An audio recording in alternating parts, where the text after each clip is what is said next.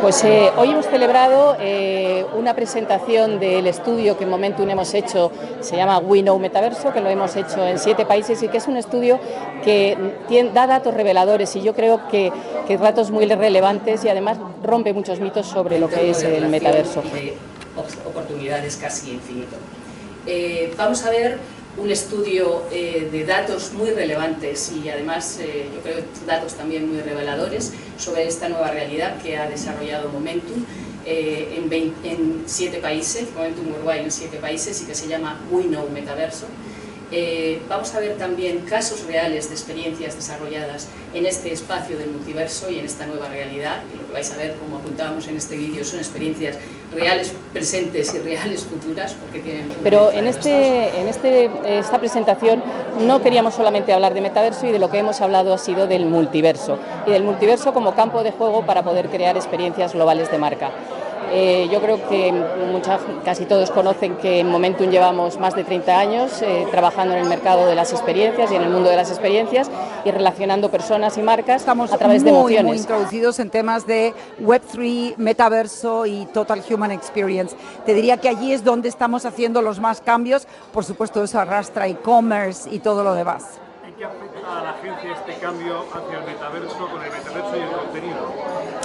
Yo creo que para la agencia es simplemente un reto más de ser capaces de no de crear y producir contenidos para el metaverso, que ya lo estamos haciendo, sino ayudar a nuestros clientes a dilucidar qué rol pueden jugar sus marcas. Yo creo que eso es lo que todavía no hemos resuelto la mayoría de las marcas. Eso es de lo que se trata en el mercado de las experiencias, en generar relaciones, en generar conexiones, en satisfacer y en conseguir. Yo creo que la diferencia entre las frustraciones que hemos tenido en el pasado sobre todas las expectativas sobre las evoluciones tecnológicas es que ahora estamos en otro punto. Yo creo que humanamente estamos en un momento en el que necesitamos expandir nuestros sentidos y la tecnología ha evolucionado por delante de nosotros, permitiéndonos unos espacios de relación tremendamente amplios y casi infinitos y muy significativos. Let me introduce, by order of presentation, let me introduce DArcy. Luke is the EMEA Growth Officer. Thank you and welcome, Luke, for being here with us. And Luke is going to share with us Momentum Global Vision about Web3 and experiences on it. And I want also Good morning, everyone. Lovely to be here. I'm essentially, I think, probably the warm-up guy for Elena. So for the main event, it's great to be here. It's great to have this opportunity to share our view of where the Metaverse and Web3 is heading. Elena is the Chief Strategy of Momentum Worldwide and is going to present the main conclusion of the research and what's next in this market and in this future. And what particular area of the Metaverse we focused on? When you think about the Metaverse, and I think this is why you're all here today, there is a lot of conversation going. In fact, you do a quick Google search, and there's no lack of data around what the opportunity is from a marketplace perspective.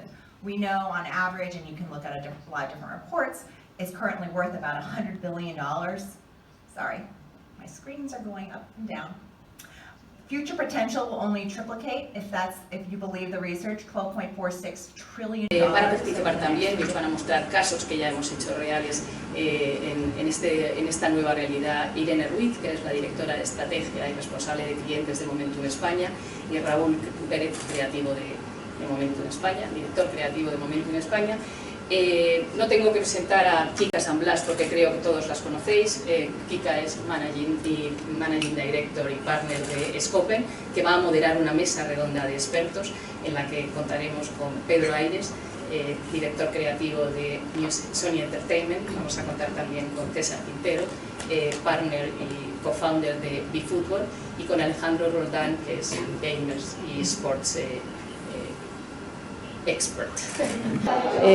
Lo que queríamos ahora y lo que hemos visto en esta mañana de presentación ha sido no solamente esos datos sobre metaverso, hemos visto también casos reales de cómo este multiverso permite un espacio, como os decía, de relación infinito para generar experiencias globales de marca y casos reales que ya hemos desarrollado, y luego también hemos visto cuáles son las tensiones y los diferentes puntos de vista sobre cómo puede evolucionar y dónde estamos en el metaverso.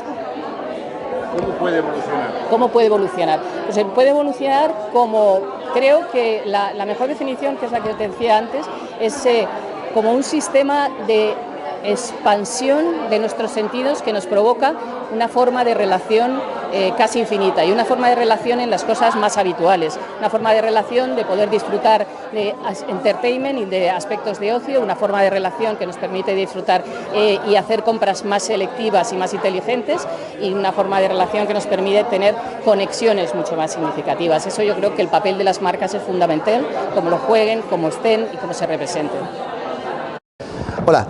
Soy César Quintero de eFootball y hemos estado aquí en este evento de Momentum charlando sobre metaverso, sobre las posibilidades, sobre toda la conexión que hay con la nueva generación y sobre todo también cómo las marcas pueden relacionarse y a través de las agencias en este nuevo mundo que es apasionante.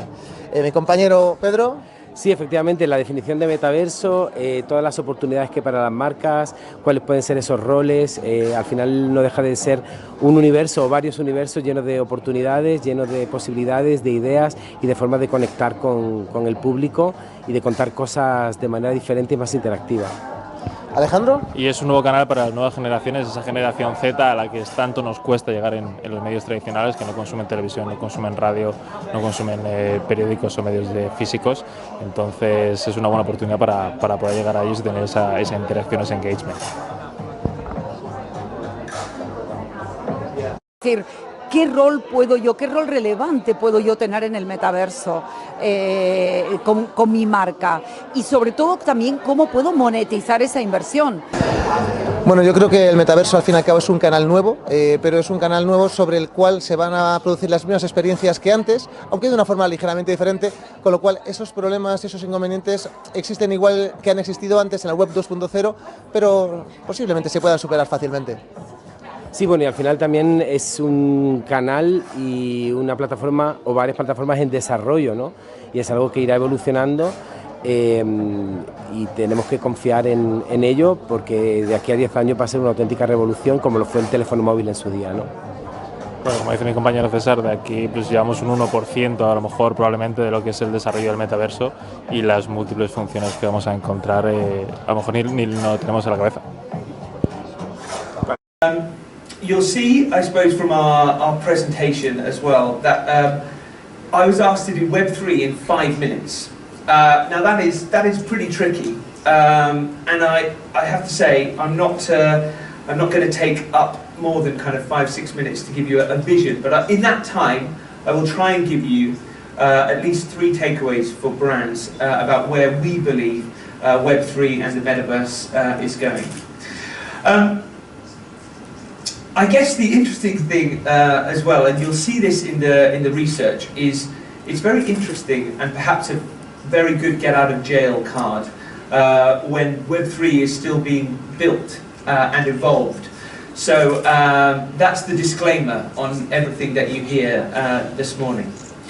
I think the interesting thing, and the reason probably that there are so many Metaverse events and Web3 events going on around Spain and around the world, is that there is a lot of ignorance around what do we actually mean by it, and trying to find a tight definition of what that is very difficult. And you'll see that a recent kind of Harvard Business Review study found that about 70% of people have no idea what the Metaverse is, no idea what Web3 is. So we'll hopefully make sure that everyone leaves here today a little bit more clued up than when we came in as well.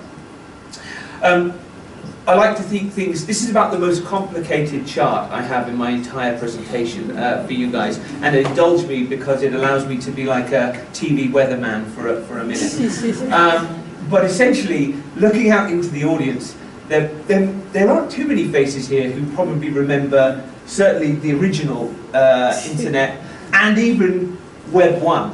I am grey enough and old enough to know and remember the dial-in tones from AOL and plugging in a phone line and things like that. Most of you probably don't even remember that.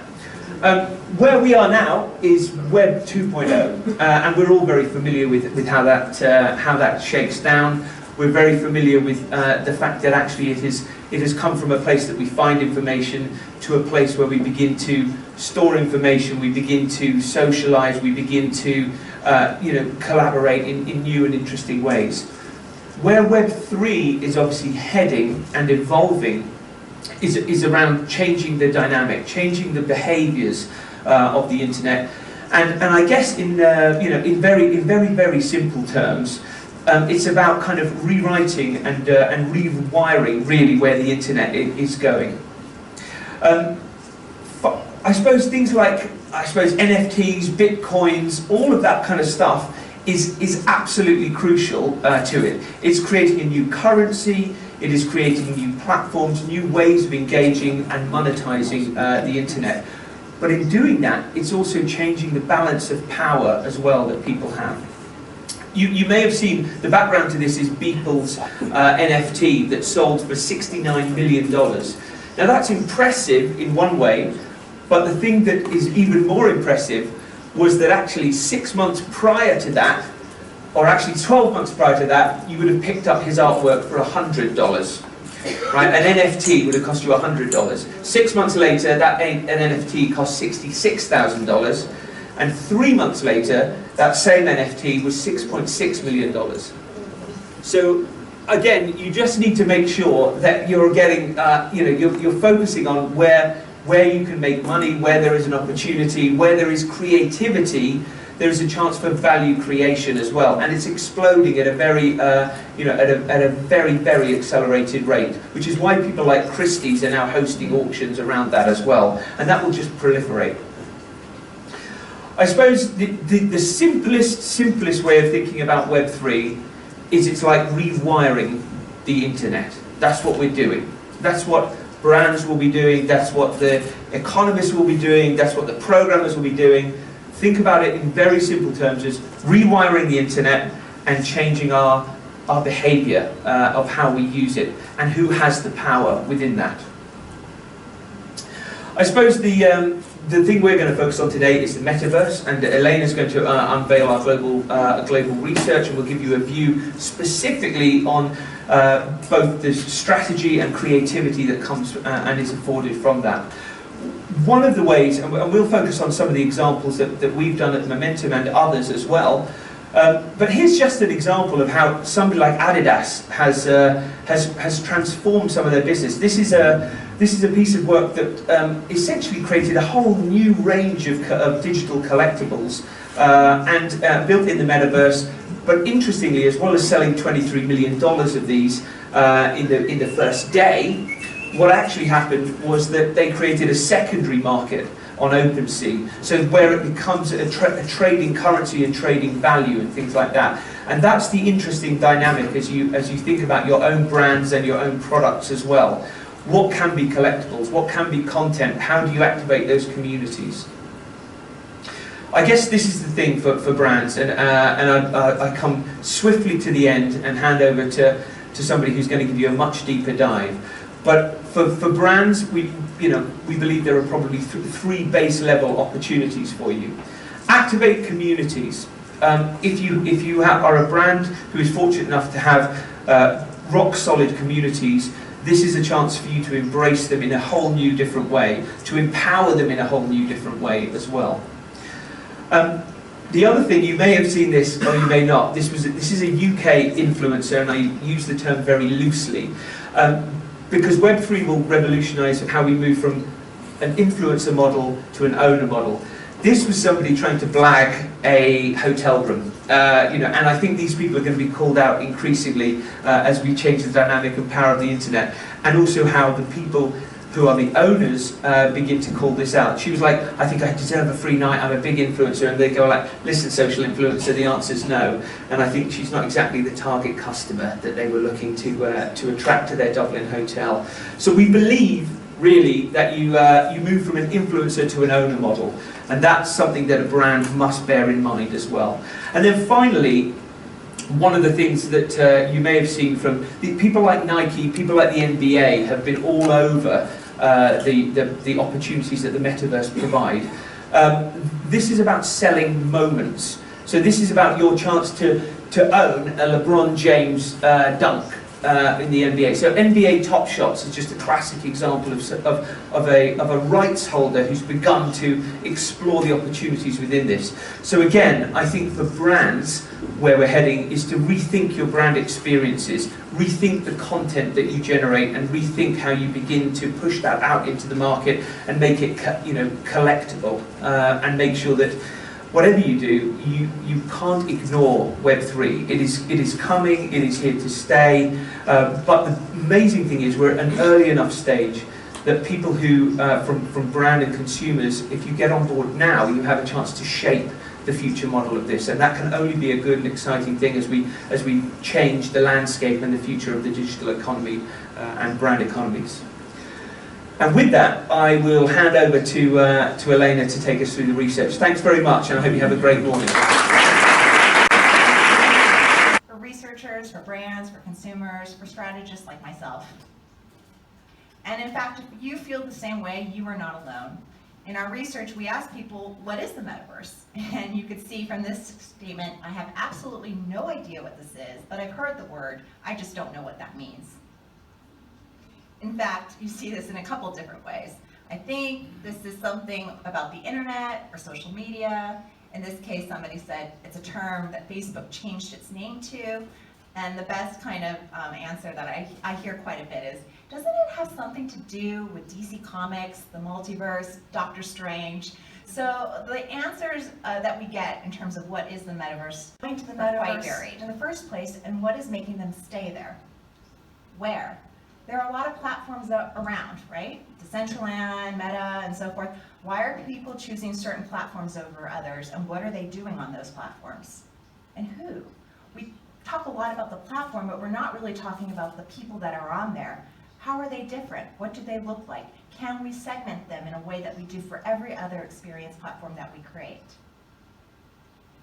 So ultimately, for our research, where we decided to focus on is focusing on the people of the Metaverse. And the other interesting thing that we're going to kind of structure our research around are the myths. Because even though the Metaverse is relatively new, there's quite a few myths about the Metaverse that we actually saw in our research being dispelled. So that's how we're going to break our structure today. We're going to talk about the myth of why people are going in the first place and what it's doing. The myth of where, that the idea that people are just choosing platforms randomly. And third, that the people on the Metaverse are just a bunch of early adopters. So let's begin. Myth number one, the Metaverse is going to create more research that the Metaverse is actually a place where people are finding true emotional value. And I'll give you some examples. Today we know loneliness is a big factor. There's study after study globally that people are feeling more lonely today, especially out of COVID, than ever before, 33% in this study. A really big thing, especially for young people who are going on the Metaverse today. The fact that this is an environment where they can be their true, authentic selves.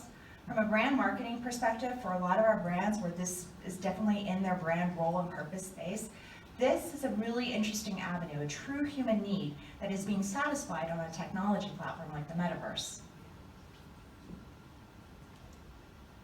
52% globally think our society focuses too much on looks, yet 79% of people talk about the Metaverse as a place where they feel accepted for who they are, not how they look.